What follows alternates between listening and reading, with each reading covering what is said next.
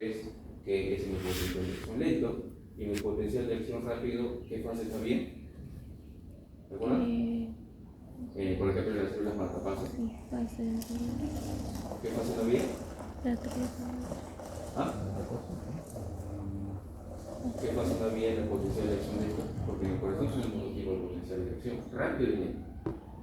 Rápido están los cardiomiocitos y lentos, por ejemplo, son las células marcapasos. ¿Qué fase está bien? El fase 1 y la fase 2. Solamente son la fase 3 y la fase 0 en la parte de potencial de acción lento. En cambio, la 1 y la 2 estaban ausentes. También está la fase 4 para estar en potencial de acción lento. Eso es muy importante porque así, si se dan cuenta, el potencial de acción, en este caso que está en el corazón, es un ejemplo de sinapsis eléctrica. Acuérdense que en el corazón, para que pueda propagarse ese potencial de acción que genera el nodo fetosal, cuya propiedad tiene el corazón de automatismo, o genera esta propiedad de automatismo en el corazón, este potencial de acción se propaga a través de las uniones de tipo CAP, o las CAP junctions, así se llama en inglés. En este caso lo que va a hacer es propagar ese potencial de acción que se genera en todos los cardiomiocitos para que puedan propagarse de manera sincrónica, ¿no?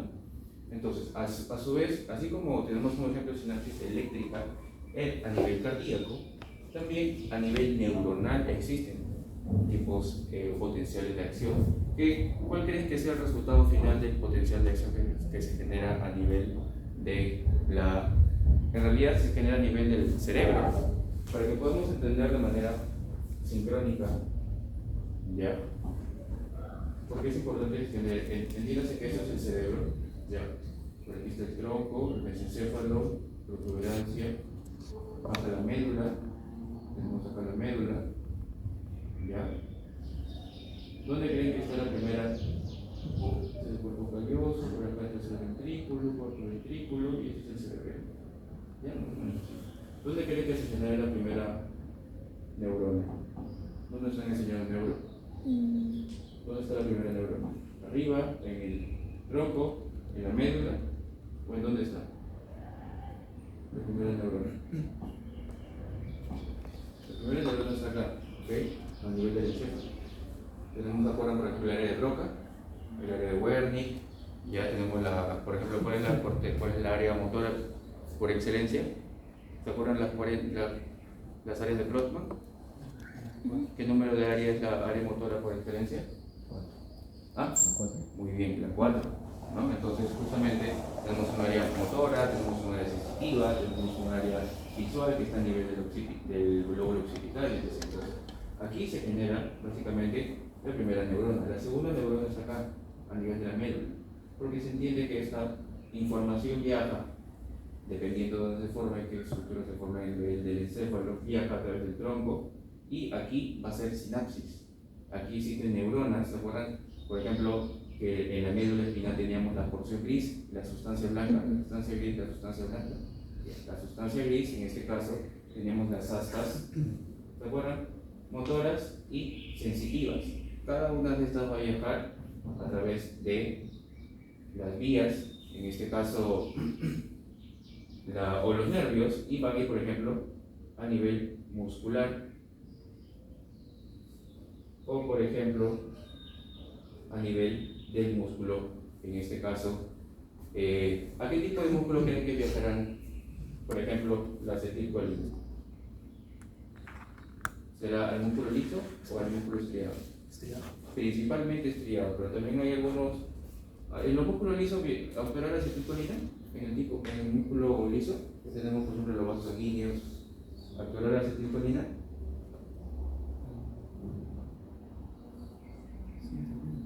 Recuerden, por ejemplo, a nivel del músculo liso bronquial. ¿Qué actúa? ¿Qué es lo que hace la acetilcolina a nivel del músculo liso bronquial? ¿Broncohidrato o hacer broncoconstricción?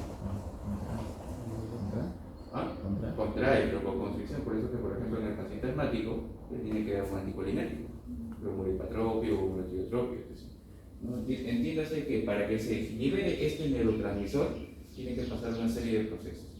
Entonces, acá lo que estamos haciendo, en realidad, todo lo que ustedes ven acá es este gráfico que ven ustedes acá es una ejemplificación de cada uno de estos procesos. Entonces, para que se pueda liberar esta acetilcolina que viene desde arriba hacia acá, tiene que haber un potencial de acción. ¿Ya? ¿Cuánto era el potencial de reposo del cardiomiocito? Menos 85 menos 90. ¿Ah? Menos 85 menos 90. Menos 85 milivoltios, menos 90 milivoltios. Esa es una diferencia crucial a nivel del cardiomiocito versus a nivel neuronal. ¿Ya? Porque a nivel neuronal el potencial de reposo es menos 70 milivoltios y eso es importante entender esa diferencia. ¿Ya? Acuérdate que en este caso el potencial de acción que generaba el nodo sinusal tenía potencial de reposo. El nodo sinusal, la célula marcapaso, tenía potencial de reposo. ¿Qué pasaría si ahorita tu nodo sinusal tiene potencial de reposo? Las bromas, te caes. 5. Ok, así sencillo. No tenía potencial de reposo. ¿Por qué? Porque tenemos una famosa corriente. ¿Cómo se llama ella? La corriente Fanny, o la corriente, sobre todo si leen en algunos textos en español, IF también se llama. Fanny Current, es lo mismo. ¿Ya? Que era, por ejemplo, target de qué fármaco. ¿Ah? La dioxina. No, la dioxina no es target con la corriente Fanny. La corriente era target de un fármaco, que se utilizaba, por ejemplo, en los pacientes con insuficiencia cardíaca. Ivabradina. Si conocen algunos fármacos o recuerdan algunos fármacos de cardio que hemos visto en seminario 1, acá se pregunta lo que ya más se conoce, pero a su vez algunas otras cosas de cardio. Esa es una de las diferencias cruciales entre el seminario 1 y el seminario 2. En seminario 1 vamos lento, con el embrio, hemato, cardio, neumo y gastro. En seminario 2 ya se pregunta, se entiende que manejas todas esas bases y claro que se está iniciando con neuro. ¿Ya? Entonces, el potencial de reposo, como les vuelvo a decir, es menos 70 milivoltios. El umbral, ¿qué quiere decir umbral? Que en este caso, este potencial que es negativo tiende a positivizarse. ¿Para qué? Para que en el umbral que es a nivel de menos 55 milivoltios, estos canales de sodio se abran. ¿Para qué? Para que, como te das cuenta, mira acá, van hasta más 30. ¿Ok? Entonces, ¿quién permite justamente, o a qué nivel, a qué milivoltios, en este caso se abre el umbral? A menos 55 milivoltios. ¿Para qué? Para que llegue hasta más 30 y estos canales de sodio permitan qué cosa. ¿Qué creen que va a pasar acá? ¿Qué está pasando? ¿Por qué es positivo esto? ¿Para qué? Aquí, ¿qué está saliendo? Si lo queremos ejemplificar en un gráfico como está en el lado izquierdo, a nivel del lado derecho, como dicen ustedes. Acá están saliendo los neurotransmisores. Aquí está saliendo acetilcolina, dopamina, noradrenalina, adrenalina más abajo se convierte, glutamato, todos los transmisores acá están saliendo. Para que dejen de salir, estos canales de sodio tienen que cerrar. Y así se vuelve a repolarizar. ¿A través de quién? De los canales de potasio. Es decir, cuando llega a más 30, los de sodio que previamente estaban abiertos se cierran y luego los canales de potasio se tienen que abrir. ¿Para qué? Porque todo lo que está dentro es positivo. ¿Ya? Todo lo que está dentro es positivo y esto positivo tiene que salir. Si no, ¿qué pasaría si, por ejemplo, los canales de sodio, supongamos un paciente tenga una mutación de los canales de potasio y nunca se abran? ¿Qué creen que pasaría con este ciclo continuo de positividad del potencial de acción? ¿Qué pasaría? Hay una hiperexcitación, por ejemplo. Hiperexcitación. ¿Y en qué patología te suena esa hiperexcitación neuronal? Que lo llevó a lo mismo en neuro. La tetania, ¿no? La tetania. No. Compulsión. Convulsiones. En las convulsiones. Tenemos las convulsiones simples, las convulsiones, en este caso generalizadas, y porque si se van a dar cuenta, dentro de las famosas convulsiones, tenemos las que son esporádicas, las que no tienen causa, que es la gran mayoría, y tenemos las convulsiones de tipo congénitas. Por ejemplo, Lennox-Gastaut, ese es uno. En el síndrome de West, ese es otro. Tenemos, por ejemplo, en el síndrome de Dravet, ¿ok? Que tienen diversos targets que lo único que van a hacer es, por ejemplo, en el síndrome de Dravet, algo rarísimo, ¿ya? Pero hay mutación de los canales de potasio. El potasio jamás va a salir, y si no sale lo positivo, como viene mi compañero, todo lo positivo se queda adentro y genera un ciclo de hiperexcitabilidad neuronal. ¿Y cómo se manifiesta eso clínicamente? Con la famosa convulsión. Grandes cantidades de acetilcolina, ¿no? Por ejemplo, ¿se acuerdan la espasticidad que genera un paciente? Todo eso se produce porque la acetilcolina ha ido a nivel del músculo esquelético en la placa motora terminal y está interactuando con su receptor tipo nicotínico, ¿no? Entonces, se entiende que esto es muy importante entender primero antes de hablar de patologías o de fármacos, ¿no? Entonces, aquí hay targets: canal de sodio, eso es uno; el canal de potasio, eso es otro, ¿ya? Y lo único que tienes que acordarte a nivel neuronal es siempre sodio y potasio, ¿ya? El calcio juega un papel casi secundario, pero eso sobre todo sucede a nivel de la neurona presináptica. Eso lo vamos a ver en un momento, pero para que puedas entender el potencial de acción, lo que tienes que acordarte es siempre sodio y potasio, ¿ya? Calcio recién va a generar un papel secundario. ¿Para qué? Para lo que se va a explicar en la siguiente imagen, ¿ok? Esto de aquí es la representación esquemática,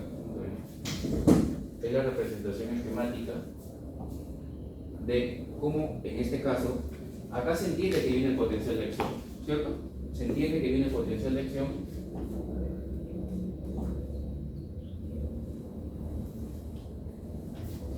Puede ser el cerebro,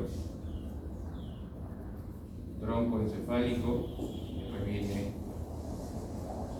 la médula, ¿ya?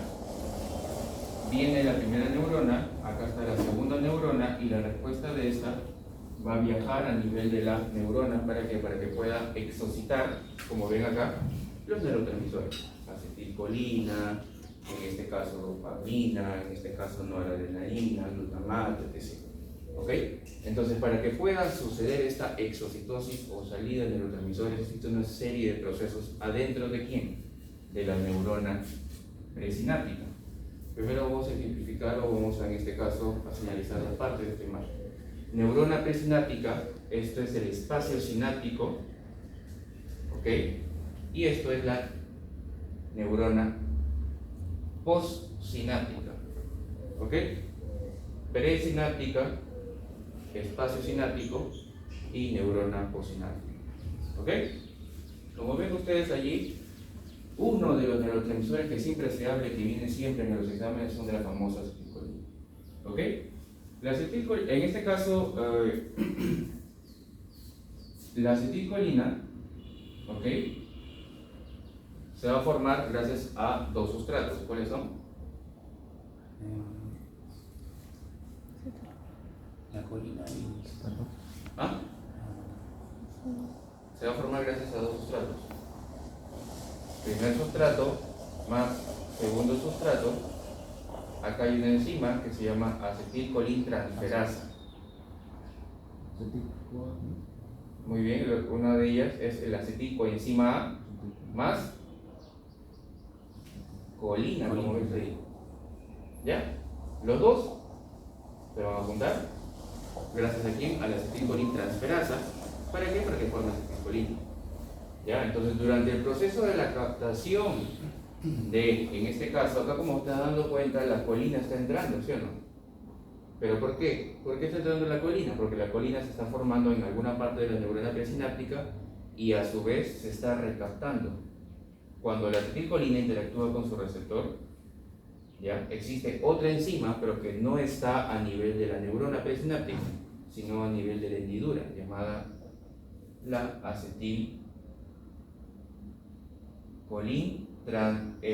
acetilcolinesterasa, que es la enzima que, en vez de juntar, que es lo que hacía la transferasa, degrada la acetilcolina. ¿Ok? Y a su vez, ¿en qué la degrada? Colina acetato. En colina más acetato. ¿Ok?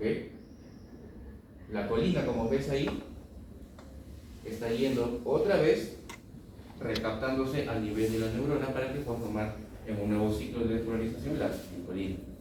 ¿Ya? Entonces, durante todo este proceso existen una serie de targets fármacos. ¿Ya?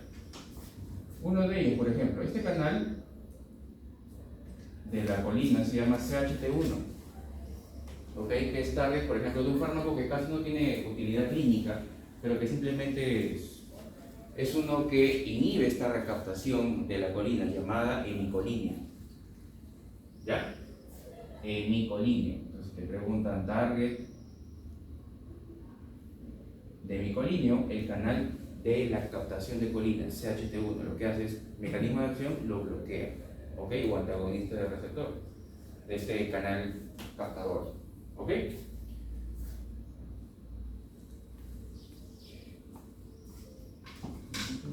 Punto B.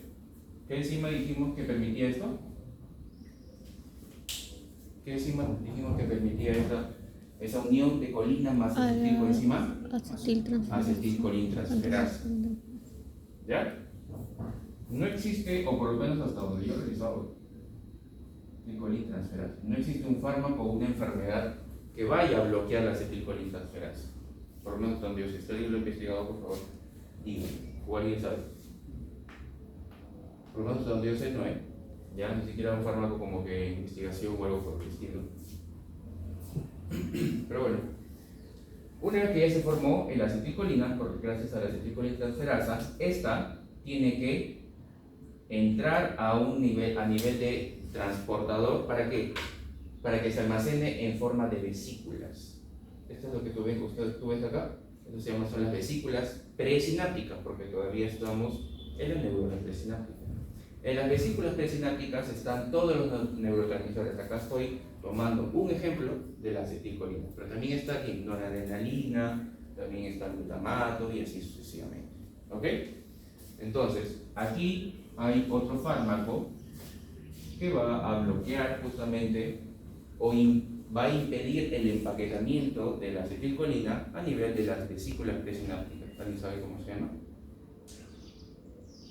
Tampoco tiene utilidad clínica, pero también está para poder dar un ejemplo de que esto puede ser inhibido a través de patologías o a través de fármacos.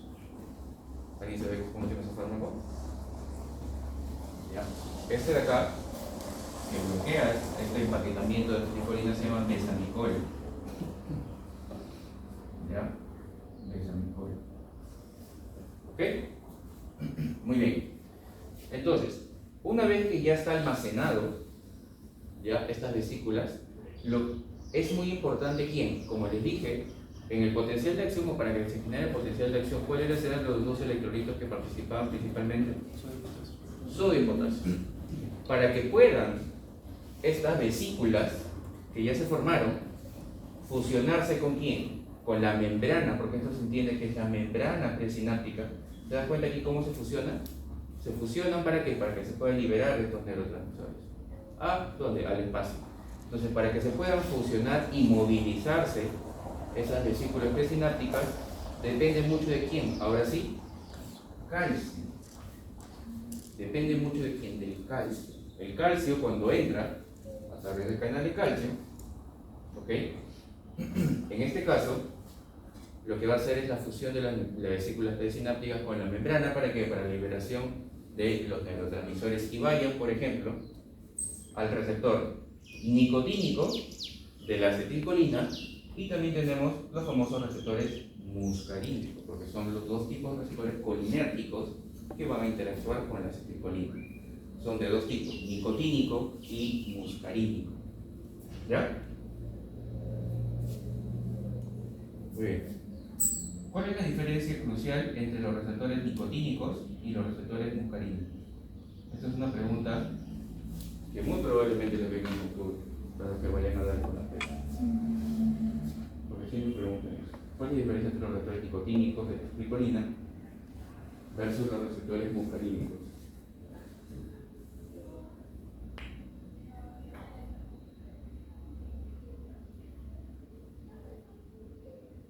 ¿Cómo se regularizan? A ver, ¿cómo así? Uno por los iones y otro por proporciona ACT. ¿Cómo se regularizan? Ya, entiendo lo que estás mencionando, pero no es el término adecuado cómo se regularizan, sino, en este caso, qué tipo de señalización tiene. ¿Ok? Pero lo que está diciendo el compañero está bien, ¿ya? Porque en este caso, lo que está diciendo el compañero es que se refiere a la composición de los canales. ¿Te das cuenta? Y si fuiste observador con esta imagen, mira aquí, es como una Y, ¿no? Es como una Y, ¿no? Y esta de acá es un poco más grande, un poco más, en este caso tiene, yo le digo que es como si fuera una W, pero casi con estructuras adyacentes, ¿no? Entonces te das cuenta, la diferencia entre uno y otro es que este de aquí se refiere a un receptor de tipo metabotrópico y este de acá es un tipo de receptor ionotrópico. Entonces entiéndase que esa diferencia es muy importante. ¿Por qué? Porque los receptores de tipo ionotrópicos dependen de electrolitos, principalmente sodio y cloro. ¿Ok? Sodio despolariza, cloro, como es negativo, repolariza. En cambio, los receptores metabotrópicos están acoplados a las famosas, tanto que hemos tenido cansados en el seminario, ¿no? ¿De qué? Proteínas G. ¿Ok? Lo que siempre tienes que acordarte, ¿qué tipo de proteínas G siempre tienes que acordarte? Q, I, y, falta uno, S, ¿ya? I, Q, S. Nunca te olvides de eso, ¿ya? ¿Cómo vas a acordarte de esto? Esto depende del órgano donde se encuentra. ¿Ok? Esto depende del órgano donde se encuentra. Y a su vez, los receptores muscarínicos tenemos de diversos tipos, de M1 a M5. Tenemos a nivel del receptor M1 y nivel de M5. ¿Y eso también de qué depende? De la ubicación en el órgano. Por ejemplo, si estamos a nivel del sistema nervioso central, ¿no? Porque entiéndase que esto es a nivel del sistema nervioso. ¿Cuál de estos está a nivel del sistema nervioso? ¿Qué M está? M1, M2, 3, 4, 5. Que por ejemplo es muy importante que te lo tengas en cuenta. Por ejemplo, en el Alzheimer, ¿no? Ustedes saben que el Alzheimer es la enfermedad, es la principal enfermedad neurodegenerativa o la más frecuente que genera demencia. ¿La segunda cuál es? ¿Cuál es la segunda enfermedad neurodegenerativa que genera con mayor frecuencia de demencia a nivel mundial? Parkinson. Muy bien. Entonces, la acetilcolina a nivel del cerebro genera las funciones cognitivas mayores o participa sobre todo en las funciones cognitivas mayores. Por ejemplo, ahorita tú me estás escuchando, estás procesando la información ya, gracias a quién? A la acetilcolina, junto con otros neurotransmisores, pero principalmente la acetilcolina. Entonces, a nivel neuronal, a nivel, en este caso, del cerebelo, del tálamo, etc., nosotros tenemos receptores de tipo M1, que aquí está interactuando aquí la acetilcolina, ¿no? Entonces entiéndase que, por ejemplo, si tengo el loco, paciente que tiene toda la clínica de Alzheimer, ¿no? En este caso, ¿cuál es la clínica de Alzheimer característica? Sobre todo en qué grupo etario, hombres o mujeres. Mujeres, pero por un montón, 4 veces en relación a la diferencia del hombre. ¿Qué otra clínica tiene el paciente con Alzheimer, por ejemplo? Crisis convulsiva. Eso ya cuando tiene mucha degeneración, eso está largo. Al inicio, lo más frecuente. Más allá de los olvidos, ¿no? Que entendemos que evidentemente todo el paciente con Alzheimer se va a olvidar, pero ¿qué tipo de olvido es? ¿Qué tipo de amnesia es el paciente con Alzheimer? Reciente. ¿Ah? La reciente. La reciente, es decir, por ejemplo, si yo tuviera esa patología, diría, ¿qué es lo que acabo de decir? O por ejemplo, el paciente con Alzheimer siempre se olvida dónde deja las llaves, es algo clásico. Siempre se olvida dónde deja las llaves. Normalmente, por en casa tenemos tal vez un colgador de llaves o un platito donde dejamos las llaves, y ellos se olvidan dónde dejan las llaves todo el tiempo. Sobre todo si es mujer, a partir de los 65 años 45 años en adelante, hay que siempre sospechar en Alzheimer, sobre todo si tiene un antecedente previo. ¿Ok? Junto con evidentemente algunas funciones cognitivas mayores, como trastornos de equilibrio, y así sucesivamente. Porque entiéndase que no es solamente una parte del cerebro que afecta, sino una gran parte de ella. Entonces, puede afectar ciertas estructuras a nivel del encéfalo que están cercanas a eso, ¿no? Entonces, los pacientes, por ejemplo, con Alzheimer tienen bajos niveles de acetilcolina, No, porque entiéndase que el Alzheimer es una enfermedad neurodegenerativa. Produce en este caso una neuroinflamación que destruye las neuronas que están en este caso produciendo acetilcolina. La enfermedad de Parkinson también es una enfermedad neurodegenerativa que se destruye. ¿Qué tipo de neuronas? Lo clásico que siempre preguntan. En el Parkinson, el paciente jamás así, todo el tiempo está moviéndose. Temblor en reposo, bradicinesia. ¿Qué tipo de neuronas se destruyen en el Parkinson? Motor. Ya, pero ¿qué tipo de neurotransmisor se producen estas neuronas que son destruidas? Dopamina. No te olvides, las neuronas dopaminérgicas, ¿de dónde? De la sustancia nigra, pars compacta, específicamente. ¿Ok? Se pregunta cuál es el target de Parkinson. Neuronas dopaminérgicas de la sustancia nigra. Target de Alzheimer, por ejemplo, neuronas productoras de acetilcolina. ¿Ok? Entonces,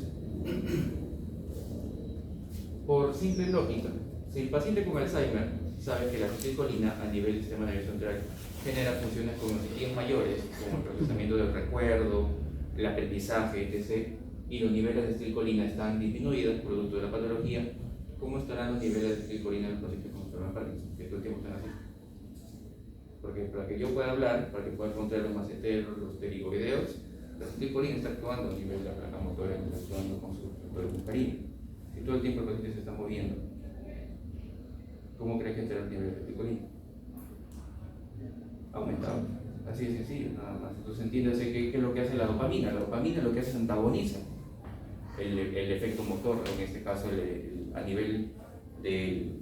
Hay unas vías dopaminérgicas que eso ya lo hablaremos en algún momento, así que en este caso amerita el tiempo, ¿ya? Pero son varias vías. Hay la vía mesolímbica, la vía mesocortical, está la tálamo infundibular, todas esas vías son dopaminérgicas. Entonces la dopamina genera un efecto contraproducente o un efecto contradictorio a lo que normalmente es la acetilcolina. Entonces los niveles de dopamina, como sé que se están destruyendo por el Parkinson, se entiende que los niveles de acetilcolina van a estar aumentados, y lo que genera toda la clínica de la bradicinesia, la clínica de temblor en reposo, etc. ¿Ya? Eso es lo importante que tenemos que tener en cuenta a nivel de la neurosis. Muy bien. Entonces, aquí evidentemente, ¿qué es lo que nos preguntan acá? En todo el proceso que hemos hablado, nos preguntan un montón de patologías, fármacos, que van a actuar solamente lo que hemos hablado: cerebro, médula y, en este caso, el nivel de neuronas. Por ejemplo, algo clásico, ¿ya? Que siempre preguntan, esta de acá, ¿cómo se llama la enzima que degradaba la acetilcolina? Acetilcolina transferasa. ¿Ah? Acetilcolinesterasa. ¿Cuál es la patología clásica que siempre me preguntan, la cual en este caso hay una inhibición o una inhibición de tipo irreversible de la acetilcolinesterasa? Siempre preguntan, en todos los ENAM preguntan, en el resultado también. ¿Ah? No, miastenia no. Ahorita vamos a hablar de miastenia con Carlito. La intoxicación por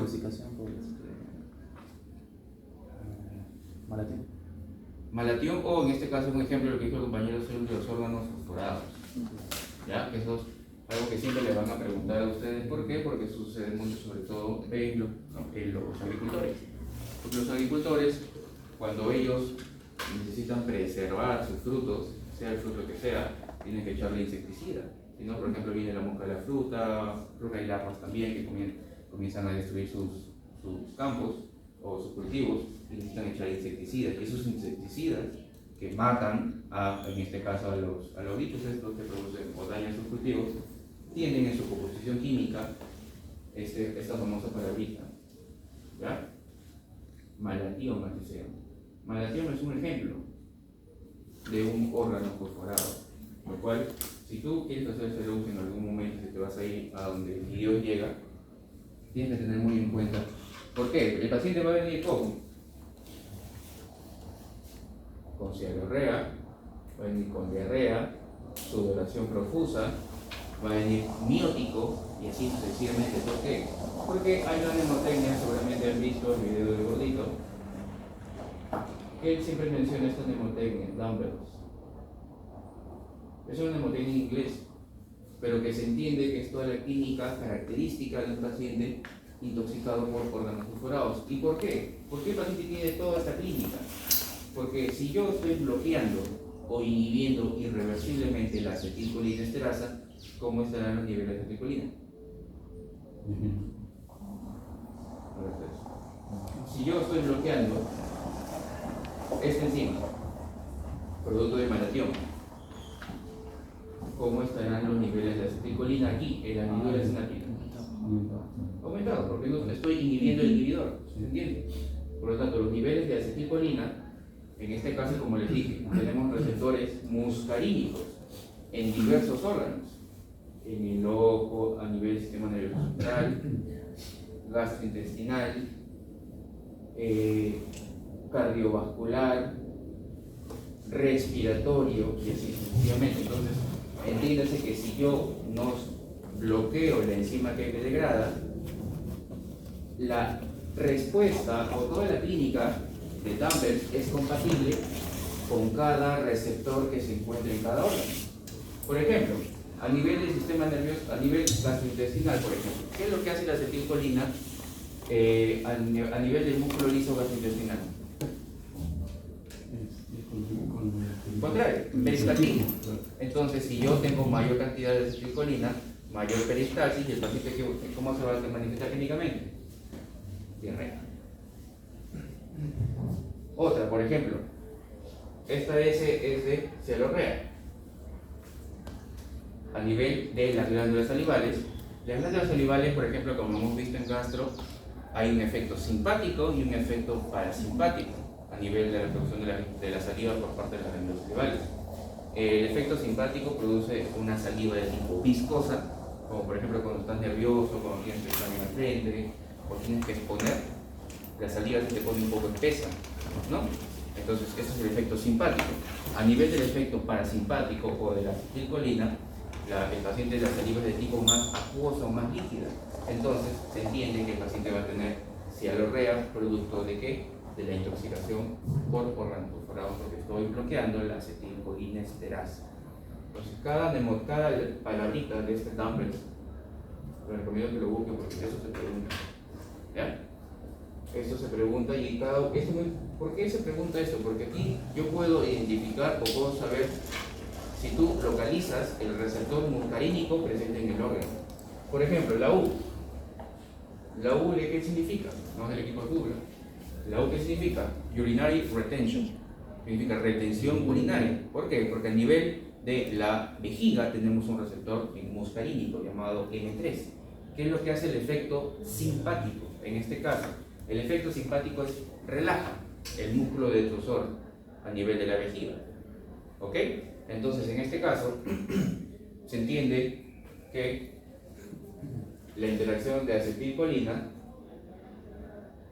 ¿ok?, va a relajar el músculo detrusor y el paciente no va a poder orinar. Entonces, cada uno de estos, M de miosis, por ejemplo, la B de broncoconstricción, esta mnemotecnia es muy importante que tú lo reconozcas para que puedas entender, porque el paciente te va a venir así, paciente de 45 años, con antecedentes de agricultor, o con antecedentes de, no sé, tiene cultivos de durazno, por ejemplo, tiene síntomas de diarrea, salivación y sudoración profusa. ¿Por qué sudoración profusa? Porque en las glándulas sudoríparas también existen receptores muscarínicos, ¿no? Entonces, ¿qué más te puede venir? Por ejemplo, el paciente que en este caso ha estado echando un insecticida en sus cultivos desde hace una hora y, por ejemplo, como me pasó a mí, un paciente vino y se comió un durazno sin haberlo lavado y vino con toda la clínica clásica de sudoración profusa, no vino con diarrea, pero en este caso con trastorno sensorio, grandes cantidades de náuseas, vómitos, cialorreico, ¿no? Entonces, en este caso, para poder tratar esos tipos de pacientes, se entiende que si yo sé que la enzima está bloqueada, que es la acetilcolinesterasa, ¿cómo tú tratarías a esos pacientes? Si ya de por sí sabes que el evento fisiopatológico de toda la clínica es aumento de la acetilcolina, ¿cómo creen que tratarías a un paciente intoxicado por órganos fosforados? Disminuyendo la acetilcolina. ¿Ah? Disminuyendo la acetilcolina, ¿no? ¿Y cómo lo disminuirías? ¿Atropina? ¿Ah? ¿Con atropina? ¿Qué es lo que hace la atropina?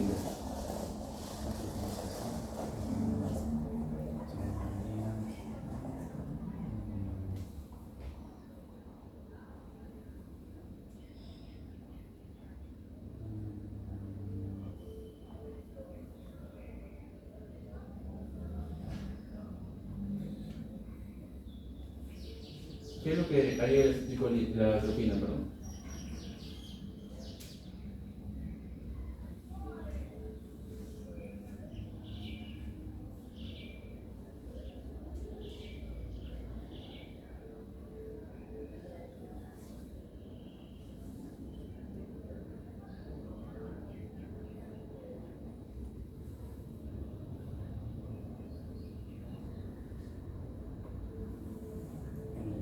El receptor se bloquearía, ¿no? Ok, muy bien. Entonces, si ya no puedes bloquear el efecto de la acetilcolina, ¿no? Porque su enzima, que normalmente la degrada, está inhibida producto del fármaco, que es malatión. Ojo, es un tipo de inhibición irreversible, por si acaso. Ya así como la aspirina, así como el omeprazol con la bomba de hidrógeno en potasio, es un tipo de inhibición irreversible. ¿Ya? Entonces, bien, el compañero está diciendo, entonces tengo que bloquear donde actúa, es decir, a nivel de su receptor. ¿Ok? Entonces, la atropina, ¿en qué receptor crees que va a jugar de la acetilcolina? ¿Nicotínico o muscarínico? Muscarina. Muscarínico. ¿Ok? ¿Se entiendes? Entonces, ¿qué es la atropina? Si tú buscas, la atropina es un anticolinérgico, es decir, impide la acción de la acetilcolina. ¿Ok? Entonces, la atropina, ¿ya? La atropina, ¿ok? Lo que va a hacer es ponerse acá, bloquear el efecto de la acetilcolina con su receptor muscarínico. Pero nicotínico, o no hay, porque esta clínica que ustedes les he explicado hace un momento, de Campbell, ¿ya? Esta clínica es muscarínica. Toda esa clínica es muscarínica. Es decir, como les vuelvo a decir, ustedes lo que tienen que hacer es buscar qué órgano se encuentra el receptor del muscarínico, su proteína G que está unida, y qué es lo que hace fisiológicamente, para que tú puedas entender que cada apartado de la clínica o el espectro clínico que produce la intoxicación por órganos fosforados puedas entenderlo, porque es más que memorizarlo. Pero el nivel nicotínico, porque la acetilcolina también va a actuar a nivel nicotínico en modo de intrusión. ¿Cómo bloquea el efecto nicotínico?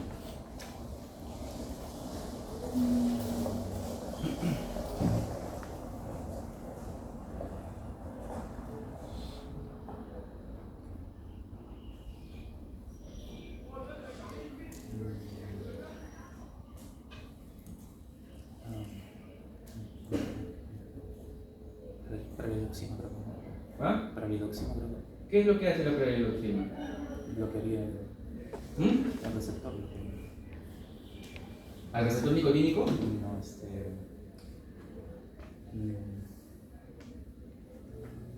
A ver, si tú eres el dueño de una farmacéutica, sabiendo todo este proceso, tienes a tu cargo ingenieros químicos, químicos farmacéuticos, etc.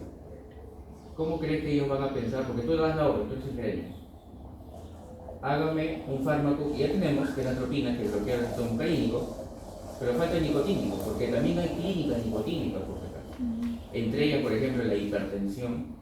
¿Ok? Entre ellas, ¿cuál? Bueno, más allá de la hipertensión, la fasciculación, que es lo característico de un paciente con clínica nicotínica, producto de la acetilcolina. ¿Ya? ¿Cómo crees que entonces, en este caso, pensarían estos ingenieros químicos, estos químicos farmacéuticos, los biólogos, por ejemplo? ¿Cómo crees que pensarían?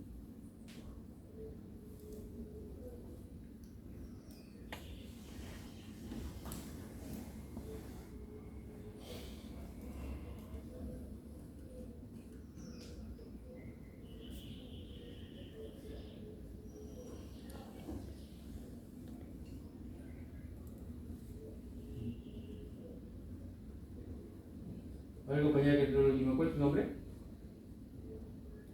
Vanessa. Vanessa. lo que harías? Si tú eres, imagínate que tú eres gerente de esa compañía farmacéutica, por ejemplo Pfizer, ¿no? Que está en Nueva York, la sede central. ¿Qué es lo que harías?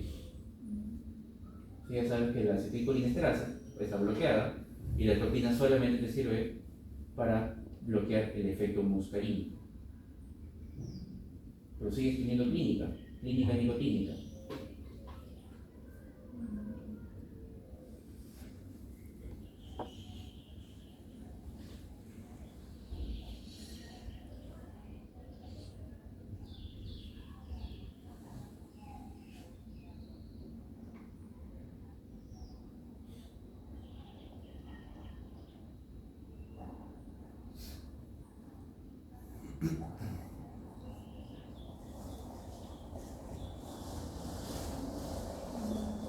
¿Se te ocurre una idea? No importa, equivoca.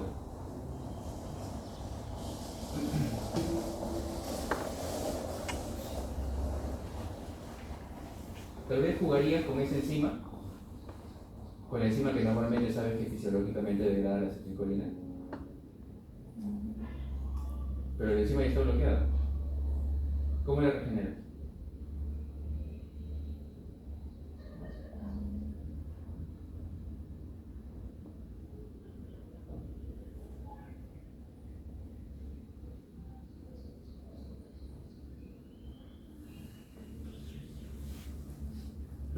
Haciendo la acotación del compañero que acaba de decir hace un momento, ¿por qué no bloqueo el efecto nicotínico?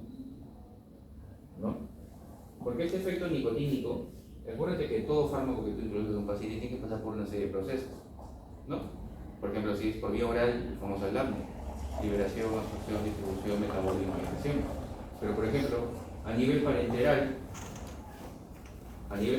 que es lo que normalmente se utiliza en este tipo de pacientes, los famosos pacientes intoxicados, tú omites una serie de esos parámetros farmacocinéticos. La interacción de la acetilcolina con su receptor ionotrópico es en milisegundos. La interacción de acetilcolina con tu receptor muscarínico, receptor nicotínico es en milisegundos, de manera instantánea. No te da tiempo para dar un fármaco para que bloquee, porque el fármaco tiene que pasar por el proceso que hemos hablado para que pueda bloquear este efecto. En cambio, el efecto de la acetilcolina con su receptor muscarínico toma tiempo. ¿Por qué toma tiempo? Porque para que haga efecto necesita de las proteínas G. Y las proteínas G, acuérdate que tienen segundos mensajeros cada uno, ¿sí o no? GQ tiene IP3, proteína quinasa C, en este caso GS tiene la proteína quinasa A y así sucesivamente. Y recién allí va a ser el efecto de la proteína quinasa. Eso toma un poco más de tiempo, es más lento. Entonces, ¿qué es lo que va a hacer? Como le dije a la compañera, ok, entonces bloqueo o juego con esta enzima que normalmente está inhibida. ¿Cómo lo juego? Por ejemplo, con el fármaco que dijo el compañero, la pralidoxina. ¿Qué es lo que hace la pralidoxina? ¿O cuál es en este caso la terapia ideal de un paciente intoxicado por organofosforados?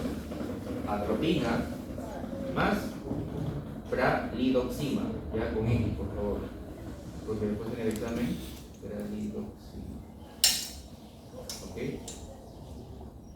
En el examen le pedimos pralidoxima con X. Esa es la terapia ideal que se utiliza en un paciente intoxicado por organofosforados. ¿Ok? ¿Qué es lo que hace la pralidoxima? Si la atropina, yo sé que bloquea el efecto muscarínico, la pralidoxima, ¿qué es lo que hace? Regenera. Es decir, crea nueva acetilcolinesterasa. ¿Para qué? Para que la acetilcolinesterasa disminuya los niveles de acetilcolina que están en la hendidura y así no interactúe con el receptor muscarínico, con el receptor nicotínico, y de tal forma el paciente ya no tenga clínica muscarínica ni clínica nicotínica. El paciente está cañón después de que le hace esto. ¿Creen que en Perú hay pralidoxima? Ni atropina tenemos, ni atropina tenemos. Lo único que hice con el paciente es hidratarlo y evaluarlo a la media hora. Y tienes que quitarle toda la ropa. Bueno, es una ingestión porque comió este bendito durazno. Yo no puedo hacer nada ahí, más que todo. Pero los pacientes, por ejemplo, acuérdense que esto fue la terapia ideal en este caso. En un paciente con intoxicado por organofosforado, lo que tienes que hacer, bueno, igual que la piel también tiene un efecto de absorción. El paciente cuando va vestido a los campos y echa sus insecticidas también se absorbe a través de la piel, pero requiere una exposición de muchas horas. En cambio, una ingestión por un durazno, una manzana de manera inmediata. Entonces lo que tienes que hacer es que con esos pacientes, dependiendo del tipo de exposición, el tiempo, etc., o lo puedes desnudar o lo puedes descubrir. ¿Por qué? Porque no va a seguir, en este caso, en la ropa va a seguir atrapado este gas, que es lo que le echan a los órganos morados, a los cultivos y todo eso. Pero lo que tienes que hacer es descubrirlo, hidratarlo, y si tienes atropina, dale, porque te va a ayudar en algo. ¿Pero con cuál? Con los efectos muscarínicos, que son dampes.